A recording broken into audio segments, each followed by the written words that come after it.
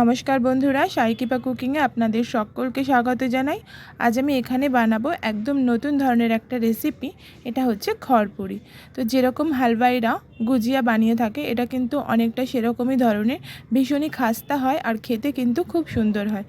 তো চলুন রেসিপিটা শুরু করা যাক। তো ভিডিওটা স্কিপ না করে পুরো ভিডিওটা দেখতে থাকুন, আর তারপর একবার অবশ্যই বাড়িতে ট্রাই করুন। যদি রেসিপিটা আপনাদের ভালো লাগে, ভিডিওটা লাইক করে নেবেন। খড়পুরি বানানোর জন্য এখানে আমি নিয়ে নিয়েছি 500 গ্রাম ময়দা, দিচ্ছি সামান্য পরিমাণ লবণ আর জোয়ান, আর উপর থেকে আমি 50 গ্রাম মতন তেল দিয়ে দিলাম, কাপের হিসেবে 1/4 কাপ। এবার প্রত্যেকটা জিনিসকে খুব ভালো করে আগে মিশিয়ে নিতে হবে। এবার জল দিয়ে এটাকে মেখে নিচ্ছি, ঠিক যেরকমভাবে আমরা ময়দা মাখি কোনো পুর ভরা জিনিস বানানোর জন্য। তো ঠিক সেইভাবেই এটাকে মেখে নেবেন। খুব বেশি নরমও করবেন না, আবার খুব বেশি শক্তও যেন না হয়। তো দেখুন আমার ময়দাটা মাখা হয়ে গেছে। এবার উপর থেকে আমি আর একটু তেল দিয়ে দিচ্ছি, দিয়ে ময়দাটাকে আবারও একটু ভালো করে মেখে নিচ্ছি। এবার ময়দাটাকে আমি আধ ঘন্টার জন্য রেস্ট করতে দিচ্ছি। কড়ার মধ্যে আমি 2 চামচ ঘি গরম করে নিচ্ছি, দিয়ে দিচ্ছি আমি এখানে বেসন। তো আমি 2 কাপ মতন বেসন এখানে দিয়ে দিলাম কাপের হিসেবে, আর গ্রামের হিসেবে এটা 250 গ্রাম মতন বেসন আমি এখানে দিয়ে দিলাম। এবার এই বেসনটাকে খুব ভালো করে এখানে ভেজে নিতে হবে। তো গ্যাসের ফ্লেমটাকে কিন্তু একদম লোতে রেখে এটাকে ভাজবেন, নয়তো বেসনটা পুড়ে যেতে পারে। তো আমার পুরো এটা বেসনটা ভাজতে সময় লেগেছে 10 থেকে 12 মিনিট মতন। তো আমি এখানে 2 কাপ বেসন নিয়েছিলাম, তো দিয়ে দিলাম 1 কাপ মতন চিনি কাপের হিসেবে, আর গ্রামের হিসেবে 125 গ্রাম মতন চিনি আমি এখানে দিয়ে দিলাম। এবার চিনিটা দিয়ে খুব ভালো করে এটাকে নেড়ে যেতে হবে। 5 মিনিট এইভাবে নেড়ে নেওয়ার পর এখানে আমি দিয়ে দিচ্ছি 1 কাপ মতন দুধ। তো দুধটা দিয়ে আবার একটু এটাকে ভালো করে নাড়তে হবে। তো কন্টিনিউ আপনি এইভাবে নাড়তে থাকবেন। তো যে চিনিটা আপনি এর মধ্যে দিয়েছিলেন, চিনিটা আস্তে আস্তে মেল্ট হতে থাকবে।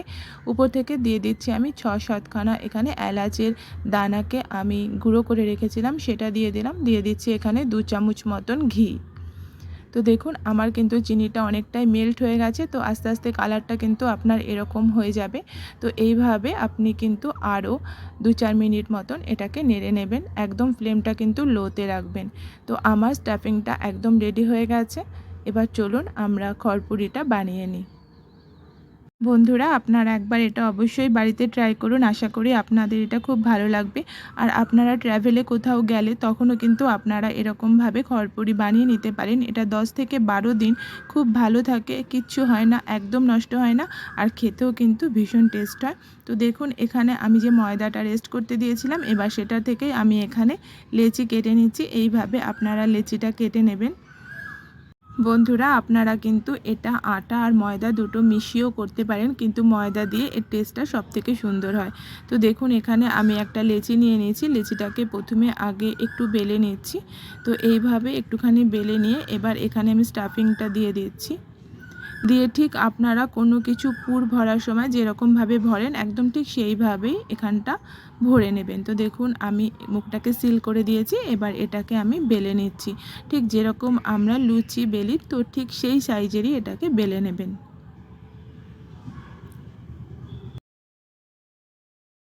এখানে আমি একটা চপস্টিক নিয়ে নিচ্ছি, তো আপনারা কিন্তু দেশলাইয়ের কাঠিও নিয়ে নিতে পারেন। তো এবার এটা দিয়ে আমি এর উপরটা হোল করে দিচ্ছি, খুব ভালোভাবে এরকম করে হোল করে দিতে হবে, যাতে যখন আপনি এটাকে ভাজবেন এটা যেন ফুলে না যায়। তো এইভাবে আমার এটা হোল করে দেওয়া হয়ে গেছে, দেখতেই পাচ্ছেন। তো এবার এটাকে আমি রেখে দিচ্ছি। এইভাবে আমি বাকি খড়পুরিগুলোকেও বেলে নিচ্ছি।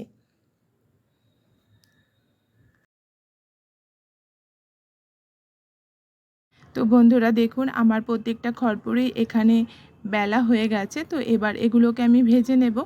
এখানে আমি তেল গরম করতে দিয়েছিলাম, তো আমার তেলটা গরম হয়ে গেছে। এবার খড়পুরিগুলোকে আমি এখানে ভেজে নিচ্ছি। যে কোনো পুর ভরা জিনিস আপনি যেভাবে ভাজেন, এটা কিন্তু সেরকমভাবেই ভেজে নেবেন।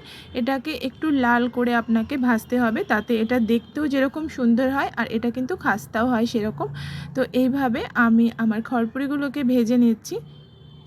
দেখুন এই খড়পুরিটা ভাজা হয়ে গেছে, আর এর কালারটা দেখতেই পাচ্ছেন। ঠিক এরকমভাবে আপনারা প্রত্যেকটা খড়পুরিকে ভেজে নেবেন। তো আমি আবারও একটা খড়পুরি ভেজে আপনাদের দেখাচ্ছি।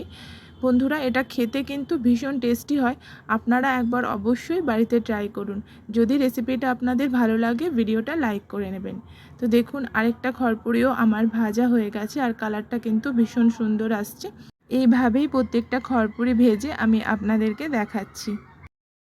এখানে আমার প্রত্যেকটা খড়পুরি ভাজা হয়ে গেছে আর খড়পুরিগুলো দেখতেও কিন্তু ভীষণ সুন্দর লাগছে। দেখুন আমি একটা ভেঙে আপনাদের দেখাচ্ছি, আপনারা আওয়াজটা শুনুন যে এটা কতটা খাস্তা হয়েছে, বুঝতেই পারলেন। আর এটা কিন্তু খেতে বারবার বলছি ভীষণ টেস্টি হয়, আপনারা একবার বাড়িতে অবশ্যই বানান আর তারপর কমেন্ট করে আমাকে জানাবেন যে রেসিপিটা আপনাদের কেমন লাগলো। যদি রেসিপিটা আপনাদের ভালো লাগে ভিডিওটা লাইক করে চ্যানেলটা অবশ্যই সাবস্ক্রাইব করে নেবেন এরকম আরও ভিডিও পাওয়ার জন্যে। আর ভিডিওটা দেখার জন্য আপনাদের অসংখ্য ধন্যবাদ। দেখা হবে আবার একটা নতুন রেসিপি নিয়ে।